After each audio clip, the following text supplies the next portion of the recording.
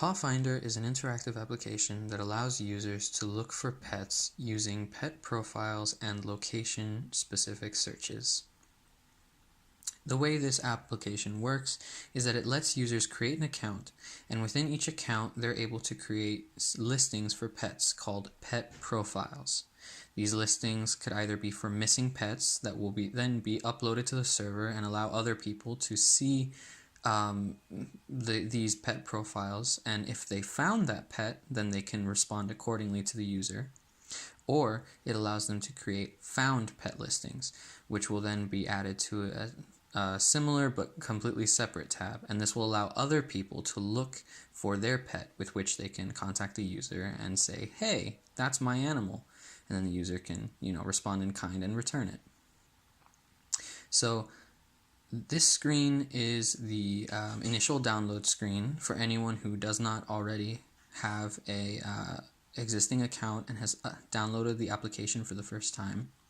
Let's say the user that downloaded this is a mother of 3.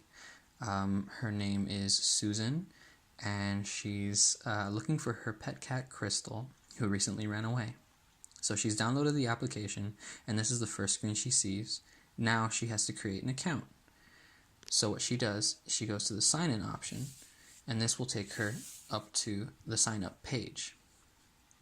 Now this page will also include the ability to sign up through Facebook if she does not want to spend the time and type in all of her information and everything. But otherwise, this page will require her to give an email, a password, a confirmation password. And then after that, the page will go into a kind of hibernative state, and it'll wait until she goes to her email and confirms that it is in fact her email.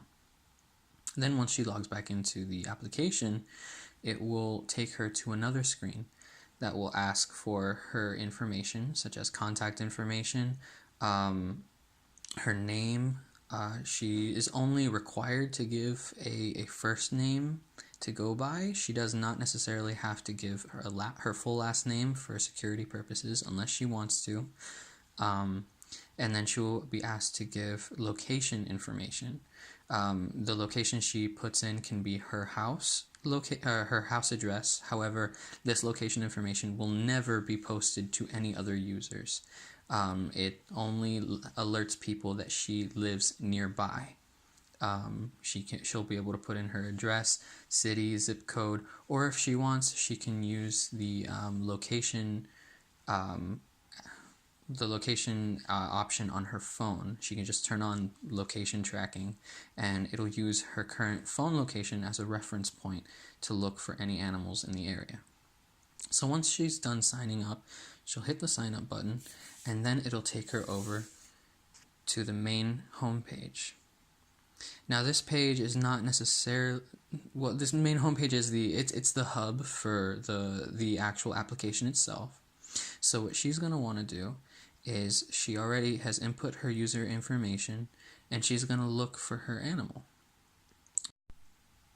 Now Susan has already put in her user info, and before she goes to the pet locator, what she's going to want to do is create a pet profile for her missing cat. So she clicks on My Pets, and then this takes her over to the My Pets page, which will show all the pets she currently has.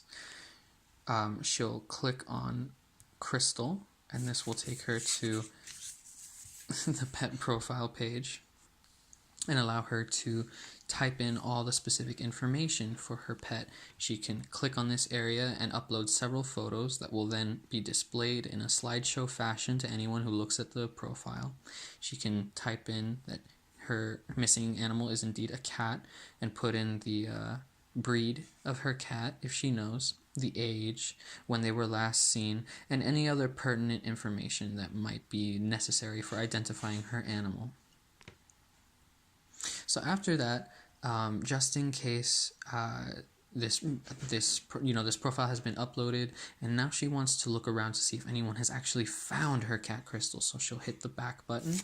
It'll take her back to the main home page, and from there she'll go to the pet locator page.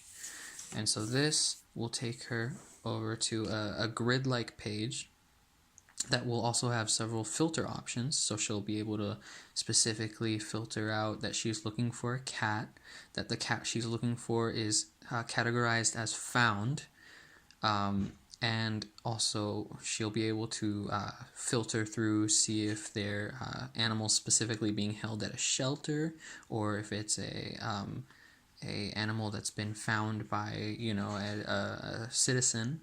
And so what she looks at this page, and it's scrollable too, so there'll be multiple pets filling up the entire page. She can scroll up as she goes, but she sees that her cat Crystal is in the first listing, so she clicks it, and then it takes her to the pet profile that someone else has filled out, except instead of lost, it'll say found, and it'll just say like, oh, cat, because they don't know that her name is Crystal. But yeah, then from there she'll click message user. I should say user. It'll say message user. And from there she'll be able to message them and let them know that this is in fact her cat and she would like her back. So the second user here is someone who, let's say they got a new phone and they've re-downloaded the app, but they already have an existing account. And so what they're going to do is they're going to be looking for a listing for a lost animal because they found a cat and they're trying to return this cat to someone that might be in their neighborhood. So they'll hit the login button, and this will then take them to the login page where they put their email and password, and then from there they hit login, and this will take them to the main home page. So from here, they've already created a listing for a found cat. They don't know what breed it is. They just know it's a female. It's a cat.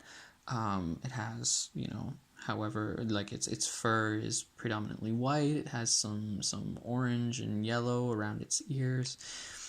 But what they're going to do is they're going to go to Pet Locator, and they're going to filter through the options until they look for any listings for lost pets in the area. And they see a cat that looks very eerily similar to the one they found. So they click the listing, and it takes them to a pet profile page. And so this one shows the age, it shows the specific breed. Now they can actually look up the breed and make sure it's the same cat.